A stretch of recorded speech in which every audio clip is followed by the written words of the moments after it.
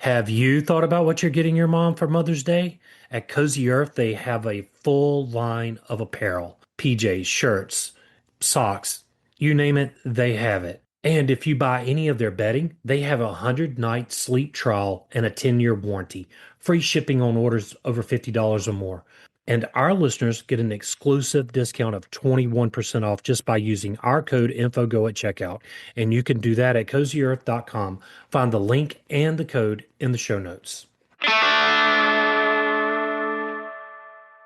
If you're laying mulch, bedding animals, covering seeds, or just want your property looking right, there's one name you need to know. Irwin Farms, Middle Georgia's #1 wheat straw provider. When it comes to quality wheat straw, it matters. Clean, consistent, and ready to work because they don't cut corners, they bale it. Whether you're a homeowner, gardener, farmer, or you're just getting your hands dirty for the first time, they've got you covered. You can find a link in the show notes. Just Google Middle Georgia's #1 wheat straw provider. Either way, you'll find Irwin Farms.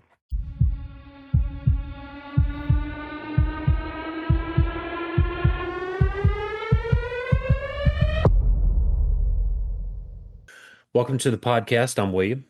And I'm Kat. Okay. And this, sorry, I It was just an lost it. odd pause. So I was like, do I say it again in case he tells me like it broke up? Like Well, anyway, this is Info on the Go. feeding your curiosity with every show. Yeah, if you guys could just see what goes on behind the scenes. Maybe that's a Patreon thing. I don't know. See here. I don't know. All You right. can't really see. We don't actually like video record, but hearing Yeah. sometimes could just be as good. Hearing would be like, wow, these guys, these people, these persons. How about that? And they get this out of that. All right. So what we're talking about today is Reelfoot Lake and the Night Riders. And before we get started, I just got back from a fishing trip and we actually went to Reelfoot Lake and I absolutely knew nothing about the history, got to talk to some people and then did some research and was like, wow, this is really interesting. So that's where this episode came from. All right. But You were a real-time journalist on yeah, your yeah. fishing trip. So I used my fishing trip to work. See how I'm always working? I'm always working too on a lot of different things. Okay, so here we go. What would you do if the law just vanished overnight and some men with guns, well, they just started making their own?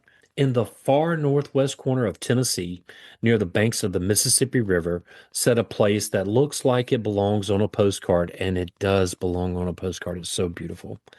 Cypress trees rising up out of the still dark waters, bald eagles circling overhead, and fishermen casting lines into one of the most unique lakes in America. And that place is Reelfoot Lake. Today, it's peaceful and quiet. You know, the kind of place families visit to unplug where nature feels untouched. But just over a century ago, this same water reflected fire. Yo, yeah. This lake became the center of one of the most violent and shocking vigilante movements in American history, where masked men rode under cover of darkness. Homes were burned to the ground, and entire families were driven out at gunpoint. Oh, history.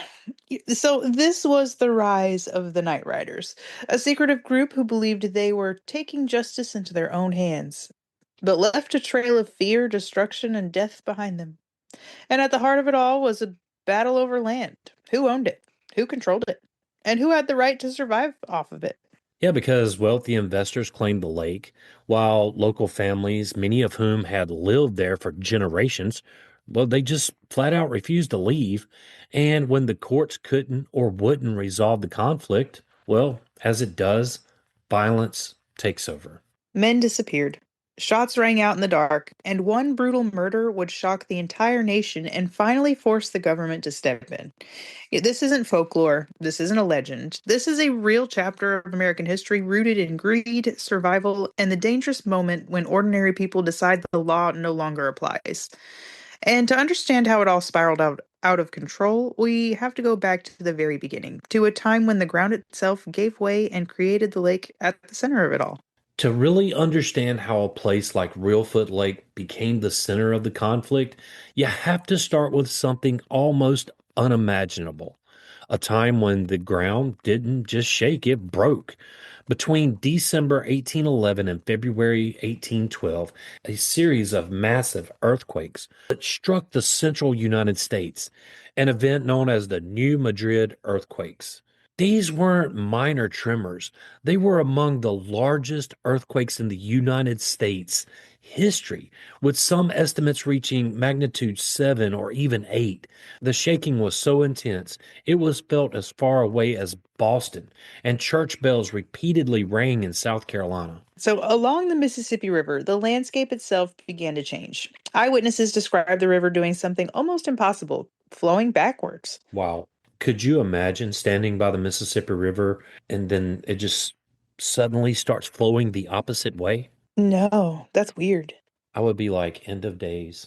And indeed, indeed. Huge sections of land sank while others rose. Forests collapsed, and the earth split open. In parts of what is now northwest Tennessee, the ground simply dropped, creating a massive depression that quickly filled with water. And that depression became Lake Reelfoot. What makes it even more eerie is what didn't disappear. Instead of forming a clean, open body of water, well, the lake flooded an existing forest. Even today, cypress trees raise straight out of the water.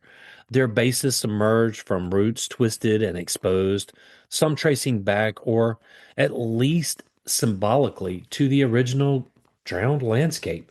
And I can tell you, when you're going across it in a boat, you can hit those stumps. Oh, I bet. Oh yeah, it's beautiful. It's beautiful scenery though. It is breathtaking scenery. There's nothing I've ever seen like it. It gives the lake an almost otherworldly appearance. It's beautiful, but strange, like something frozen in time. In the years that followed, people began moving into the area. Hunters were drawn by the wildlife, fishermen discovered the lake, which was rich with fish, and farmers saw opportunity in the surrounding land. But there was a problem, and one that wouldn't fully reveal itself until decades later. Who actually owned this land? Yeah, because before the earthquakes, I guess I should say, much of the area had been surveyed in a completely different form, dry ground, forest, farmland. And after the earthquakes, well, everything changed. Property lines no longer made sense. Land that once existed was now underwater, while new land had formed where none had been before. And record keeping at the time wasn't exactly precise, right? And so this created a legal gray area. Some claimed ownership based on old surveys. Others believed the land, especially the lake itself, belonged to the public. And many early settlers didn't worry much about legal titles at all. They lived off the land, the way people on the frontier had always done. For decades, it worked. Families fished the lake, hunted the surrounding woods, and built lives without interference. But beneath that quiet existence, a storm was a brewing. Oh, yeah, because eventually the question of ownership couldn't be avoided anymore, and the issue made its way into the courts. In what became known as the Reelfoot Lake land disputes, well, judges were forced to decide something the landscape itself had, well, complicated. Who actually owned the lake?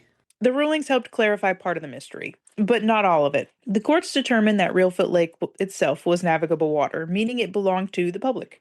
But the land surrounding it could still be privately owned, depending on the claims and records involved. Now, on paper, that sounded like a solution. In reality, though, it satisfied almost no one. Yeah, because what happened at Reelfoot Lake wasn't just about one group of investors and one group of locals. It was part of a much bigger problem in early America, one that showed up again and again anywhere the frontier had only recently settled. Land ownership wasn't always clear. On paper, the system looked simple, right? Because survey the land, divide it, sell it, record it. But in reality, it was messy. Records were incomplete, sometimes inaccurate, sometimes duplicated, and land was bought and sold based on surveys that didn't always match what was actually on the ground. So then there were the people who didn't wait for paperwork. Settlers moved in, built homes, cleared land, fished rivers, and hunted forests. Not because they had legal deeds, but because the land was there and no one stopped them. Squatters. The original squatter. The original squatter. Over time, a kind of unofficial system took hold. If you lived on the land, worked it, and raised a family on it, many believed that gave you the right to stay. That's how it worked in the frontier, right? Yeah, nobody's here to stop me, Yeah. and now it's mine. And you called it out because this idea became known informally as squatters' rights. It wasn't always recognized by law, though. But on the frontier, it carried real weight, especially because enforcement was weak. Courts were far away. Law offices and officers were far and few between. And in many rural areas, communities handled disputes, well, themselves. As the 1800s went on, land became more valuable. Investors, often from wealthier, more developed regions, began buying up large tracts of land, sometimes sight unseen, using old records and legal claims. Now we see how this is starting to become a problem. Right. To them, it was an opportunity. But when they arrived, they found people already living there. People who didn't see themselves as trespassers. People who believed they had just as much right to that land as anyone with a document. But that's where the collision happened. Legal ownership versus lived ownership. Paper rights versus survival. It wasn't just a disagreement at that point. It was two completely different ideas of what ownership even meant. Across the United States, that tension led to conflicts, sometimes small, sometimes violent. At Reelfoot Lake, it would become something much worse because eventually someone was going to come along with money, paperwork, and a very different idea of ownership. And when they did, everything would change. For decades after its violent creation, life around Reelfoot Lake remained relatively quiet. Families lived simply, fishing the waters, hunting the surrounding forests, and cutting timber when they needed it. There were no resorts, no fences, no trespassing signs, and the lake wasn't seen as a commodity. It was survival. But as the 1800s moved toward the turn of the century, something really began to change. Land in America was becoming more valuable, especially land tied to natural resources. Timber demand was on the rise. Agriculture, well, it was exploding, and investors, many from outside the region, began looking for opportunities in places others, well, had overlooked. And that opportunity lie right in the crosshairs of Reelfoot Lake. To outsiders, it didn't look like a wild, unpredictable body of water. It looked like potential. Rich soil beneath shallow waters, vast timber resources, and in their eyes, an underused piece of land that could be transformed into something profitable. Now, enter the West Tennessee Land Company. This group of investors, many from northern states, began acquiring land claims around the lake, often using legal records that could be traced back to before the earthquakes reshaped the region. On paper, it looked legit, right? But in reality, it was far more complicated. Because while the company may have had the documents, the people living there had something else history. Generations of families had depended on that lake. They didn't see themselves as trespassers, they saw themselves as rightful inhabitants. Still, the land company had ambitious plans. They intended to drain or control parts of the lake. By lowering water levels, they could expose fertile farmland, harvest valuable timber, and convert the region into a profitable agricultural operation. To them, it was smart business. To the locals, that was really a direct threat to their way of life. If the lake was drained, the fish would disappear. If the land was privatized, access would be cut off. And if enforcement followed, families who had lived there for decades could be forced out. And that's exactly what began to happen. The company moved to assert control. They posted land, restricted access, and made it clear that this was no longer open territory. It was private property. Suddenly, men who had fished those waters their entire lives were being told they didn't belong, that they were trespassing, that they needed to leave. And in many cases, those warnings didn't come gently. Tensions began to build. Quiet resentment turned into anger because this wasn't just about the land anymore. It was about survival, food on the table, homes built by hand, a way of life that was being taken away, not by nature this time, but by men with money and legal backing. And in a place where the law was already uncertain, Where ownership had always been unclear, there was very little to stop things from escalating. Because when people feel like they have nothing left to lose, they don't always turn to the courts. Sometimes they turn to each other. And sometimes, when they turn to each other, it turns into violence. Indeed. By the early 1900s, the situation around Reelfoot Lake had reached a breaking point. What had begun as a legal dispute over land was transforming into something far more dangerous. It was no longer just about paperwork, it was about power. The West Tennessee Land Company began enforcing its claims more aggressively. Land was surveyed, boundaries were marked, and for the first time, people who had lived freely for years were being told very clearly that they were no longer welcome. At first, resistance was quiet. Locals ignored the warnings. They kept fishing, hunting, and living the way they knew how. But the company wasn't going to back down, and, well, neither were the inhabitants. And so pressure started to build. Threats circulated. Men were warned to stay off certain parts of the lake. Boats were turned away. Confrontations occurred out on the water and along the shoreline. Tense face to face encounters where neither side trusted the other. Then came enforcement. Determined to protect their investments, the landowners began hiring men, armed guards and enforcers willing to intimidate and, if necessary, use force. Now, that decision changed everything. The conflict was no longer just legal, it had become physical. So, for the locals, this wasn't just unfair, it was unacceptable. They refused to be pushed out of their homes by outsiders with hired guns. So, they responded the only way they believed they could. They organized. Yeah, out of growing anger and fear, a new force emerged, the Night Riders. At first, they operated in secrecy, with private meetings and whispered plans, but their purpose was clear. They believed the land and the lake belonged to the people who lived there, and if the law wouldn't protect them, then they would protect themselves. Protection quickly turned into something else. The Night Riders didn't wear badges. They didn't go through the courts. They wore a mask, moved at night. They wielded fear as their weapon. Fear as thine weapon. That's a pretty powerful weapon. That is an extremely powerful weapon. So their mission was simple: drive out the landowners and anyone who supported them, making it so dangerous and unpredictable that no outsider would dare take control again. And once that line was crossed, once fear became the strategy, there was no going back. Because when both sides believe they're justified and both sides are armed, there's no longer a dispute. It's a war. And around Reelfoot Lake, that war was just beginning. And Kat, I say before we get into who the Night Riders were, so let's take a small break. Sounds good. Okay. Stay with us. We'll be right back. Meet Savoristo. They have premium craft decaf and half calf coffee with bold, rich flavor. Made from high altitude, hand picked Arabica beans and naturally decaffeinated with water or sugarcane processes, and there's no harsh chemicals. But if you think chocolate, caramel, citrus, even bourbon pecan and mint and mocha, it's small batch roasted, literally so good, customers call it the best decaf they've ever tried. Better sleep, less anxiety, all the flavor. Use our code INFOGO to get 25% off at checkout at savorista.com. You can also find that link in the show notes.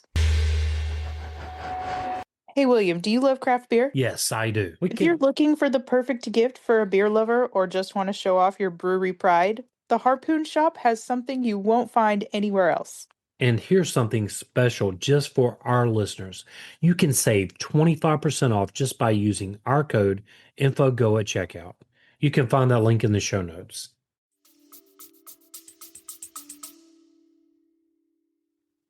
So now that we're back, by now the name had started to spread in whispers, the Night Riders. It sounds almost magical, mythical, like something out of folklore.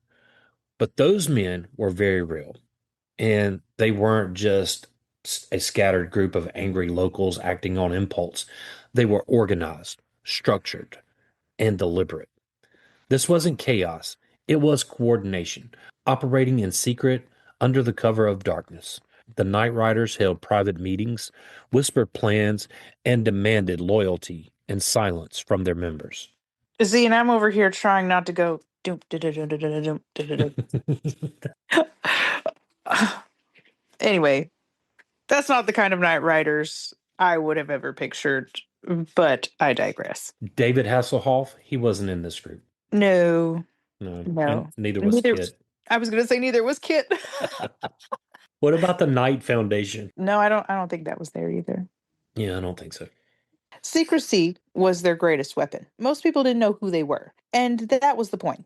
A man you spoke to during the day, someone you trusted, could be riding with them that very night. And when they rode, they didn't come alone. Groups of armed men, often masked or dressed in dark clothing to conceal their identities, moved quickly and with purpose.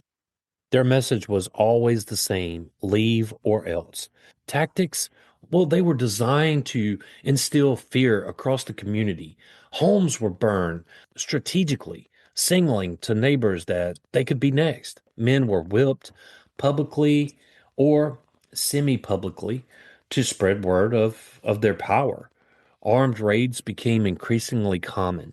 Night riders would surround homes, drag someone outside, threaten them at gunpoint, and demand them to leave. Most complied because resistance didn't just risk a life, it risked an entire family's life or safety. The Night Riders weren't unique to Reelfoot Lake. Across the South in the late 1800s and early 1900s, similar vigilante groups formed in response to economic struggles, labor disputes, or even social tensions. So, in places like Kentucky and Tennessee, Night Riders enforced their own version of justice, particularly during the conflicts such as the Black Tobacco Wars. But at Reelfoot Lake, the conflict had its own identity.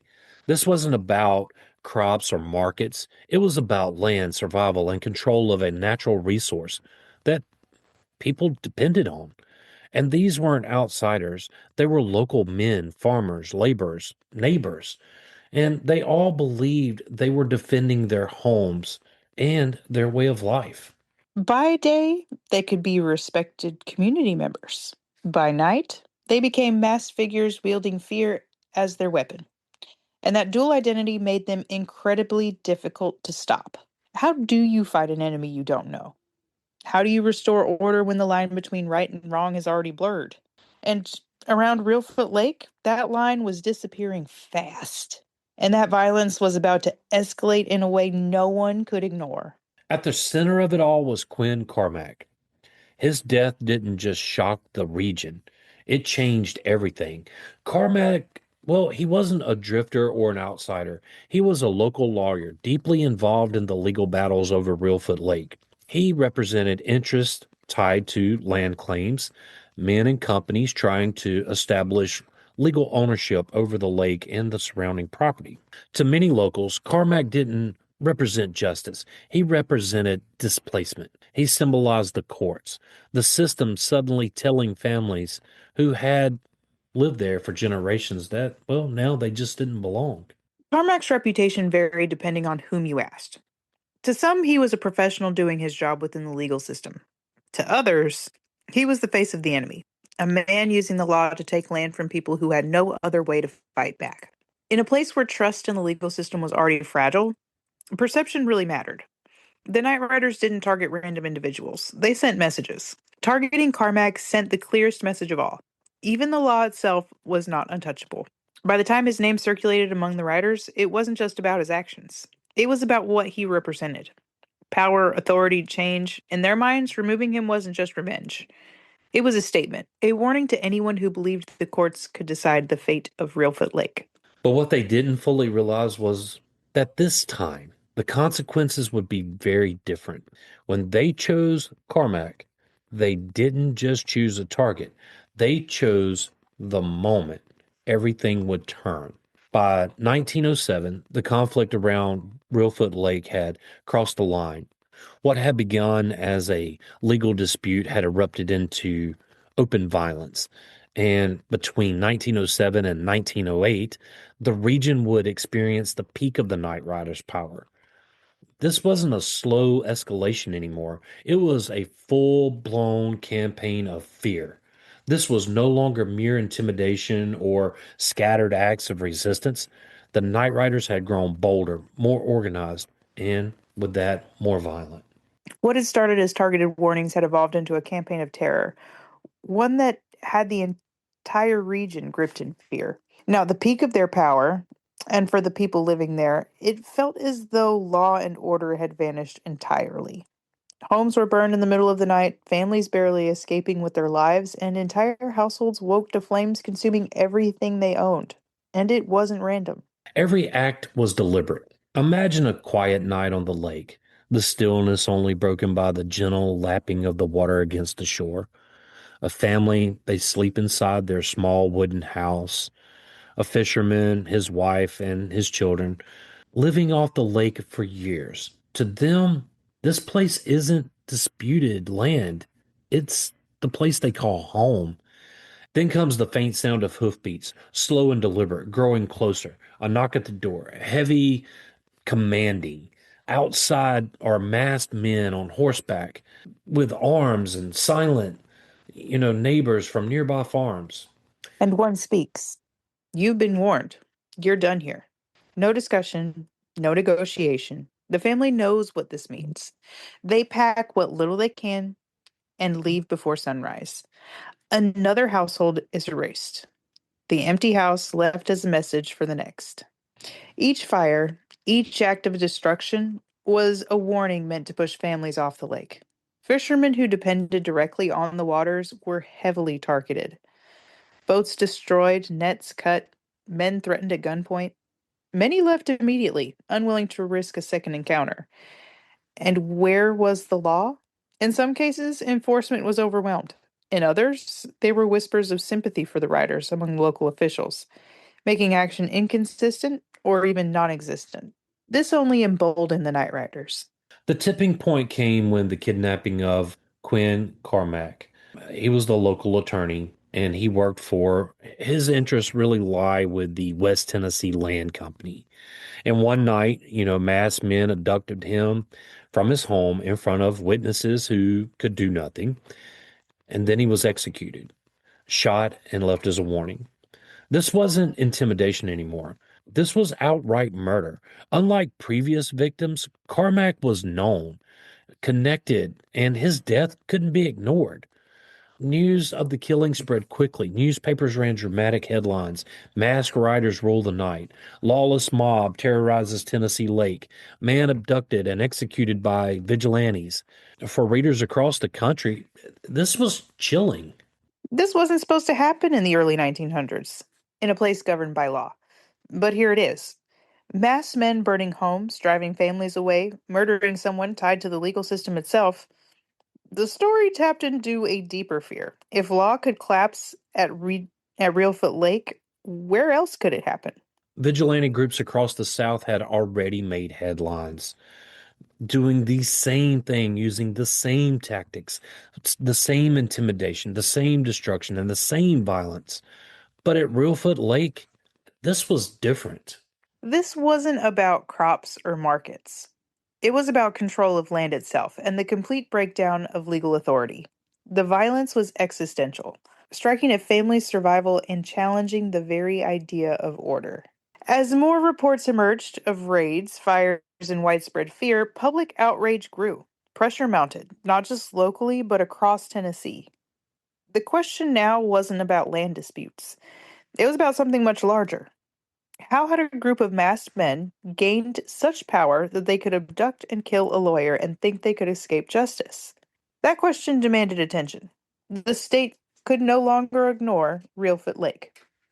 The reign of terror had gone too far and it was about to meet resistance it could not outrun. With the murder of Quinn Carmack, it didn't just shock the people around Reelfoot Lake. It forced the state of Tennessee to pay attention. What had been a messy regional conflict, well, now it was thrown into the limelight and it was extremely impossible to ignore. Newspapers picked up the story and yellow journalism, as we talked about, spread across the state and beyond. Masked men had abducted and executed a known attorney in cold blood. For many, it raised a chilling question. If this could happen at Reelfoot Lake, where else could it happen? Public outrage grew quickly, not just among wealthy investors or officials, but among ordinary citizens who recognized the danger of vigilante justice going unchecked. This was no longer merely about land. It was about the rule of law itself. Up to this point, local enforcement had largely failed. whether due to lack of resources, fear, or even quiet sympathy for the Night Riders. So the state stepped in directly and decisively.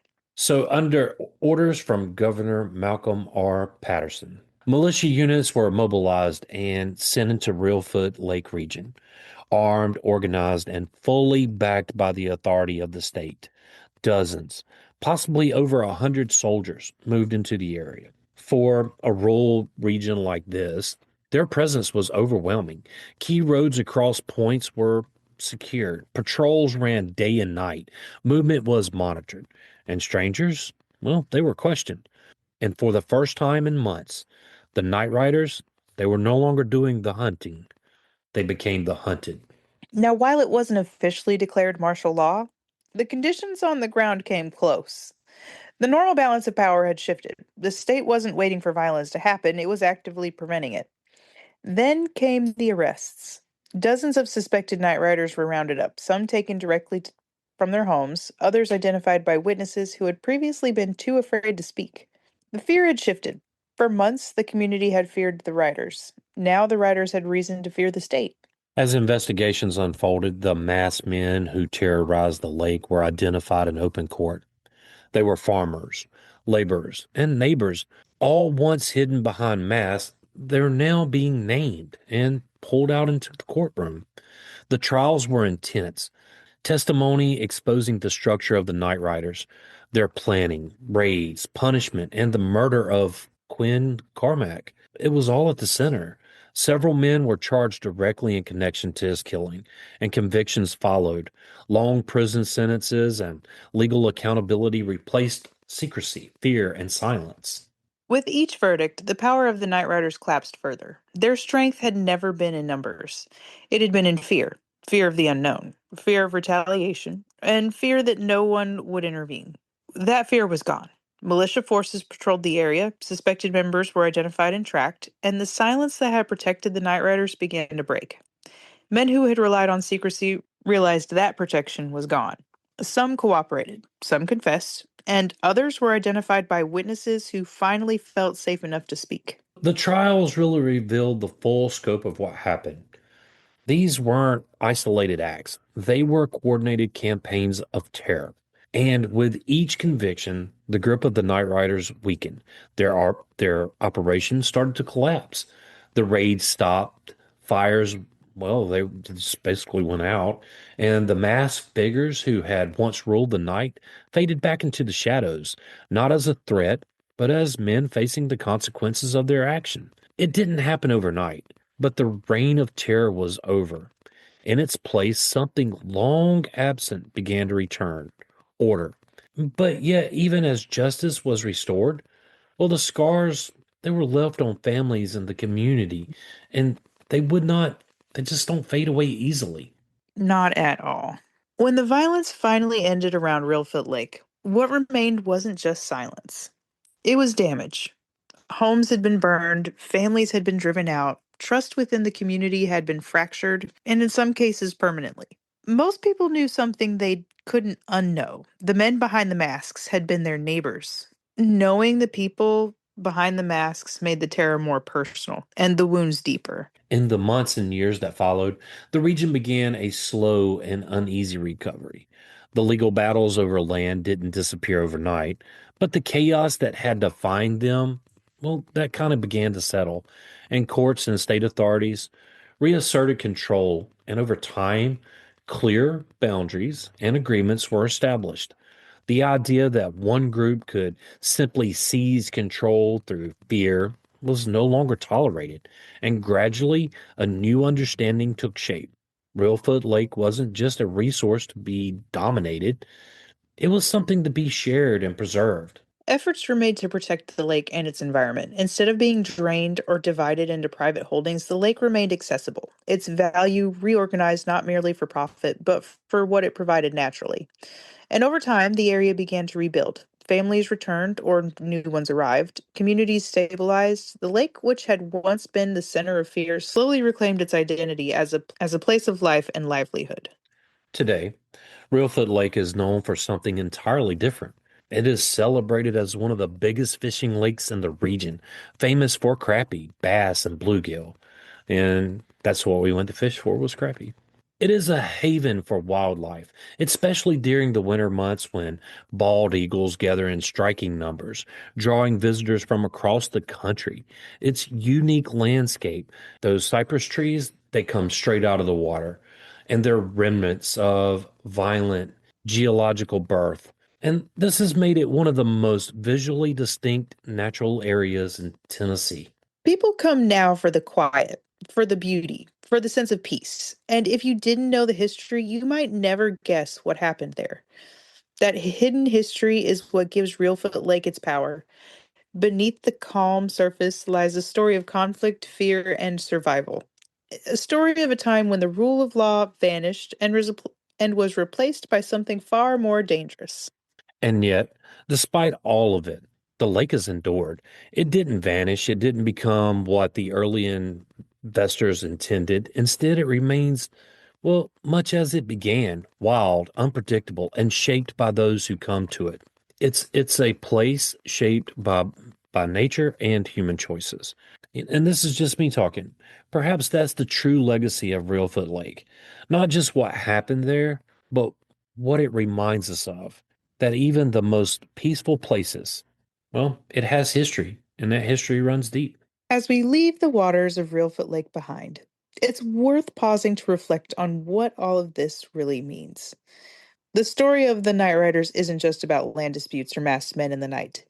It's about how quickly fear can take hold when the law breaks down. Ordinary people, once law-abiding neighbors, well, they became instruments of terror. Families were uprooted, homes destroyed, and lives forever changed, all because the system that should have protected them, well, it failed.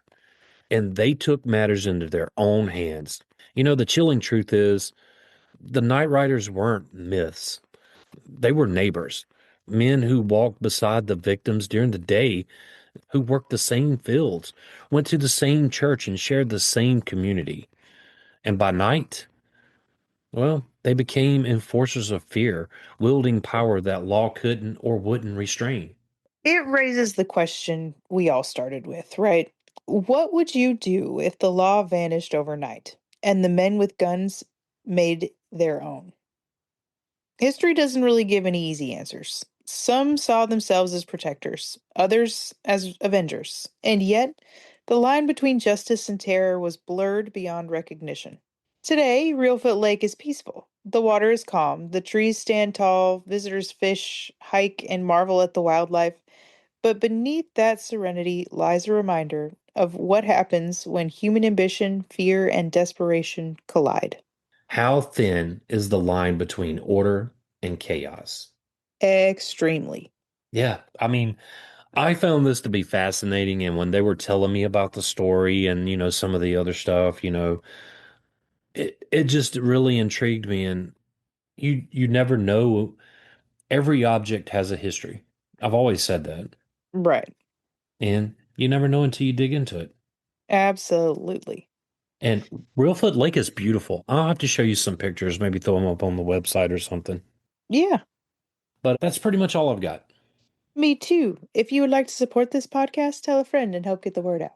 If you would like to help us keep the show going, you can do so at Patreon or take advantage of some of our sponsors. Either way it goes, those links are in the show notes. And as always, William and I want to thank you for listening. Whether you've been with us from day one or just tuned in, thank you. Yeah, you can join the Facebook group and Info on the Go, Over there, you can share with us your show ideas. or just ask us a question. But whatever you do, make sure you hit that follow button wherever you're listening to this podcast. Send us a text using the link in the show notes or leave a review. Leaving that review really does help others find us. Or you can just simply email us at, infoonthegopodcast@gmail.com. and you can find that email link in the show notes. Till next time. Stay curious.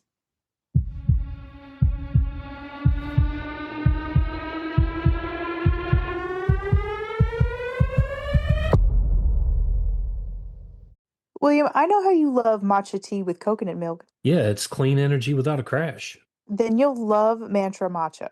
They offer super premium ceremonial matcha and 6 superfood infused flavors made from the finest, youngest tea leaves for a naturally sweet, ultra smooth taste. With each flavor, it's infused with powerful superfoods like cacao, ginger, and goji berries. And they also have those classic favorites like banana cacao, strawberry lemon, cinnamon goji berry, plus superfood berry, ginger beet, and rosehip dragon fruit. It's organic, non GMO, gluten free with 0 grams of sugar. You can enjoy it like me, or maybe hot or in a smoothie like Cat. Every purchase helps provide meals to kids through No Kid Hungry. It's at mantramatcha.com. Get 15% off using our code INFOGO at checkout. Both links are in the show notes.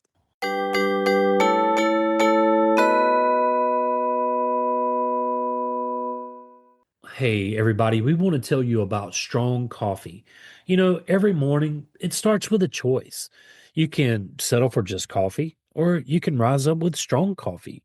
And it's the world's strongest cup of joe.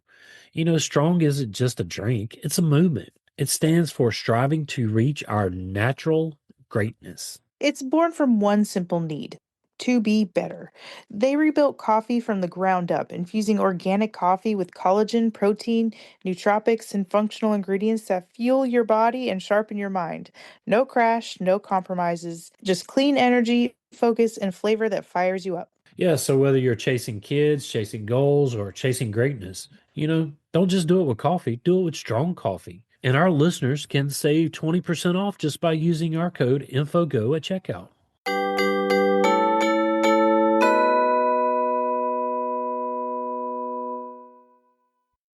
Hey, if you're looking for your favorite band or sports team or TV show, check out Old Glory. They've been in operation since 1969 and they have over 300,000 items. They have from the Beatles all the way to Metallica, NFL, NBA. It really doesn't matter what you're looking for. They have tees, hoodies, hats, gifts, everything a true fan could ever want. And it's family owned and operated. They have fast shipping, free standard delivery on every order. And you know what? Our listeners get a 15% off at checkout using our code InfoGo. You can find the link in the show notes.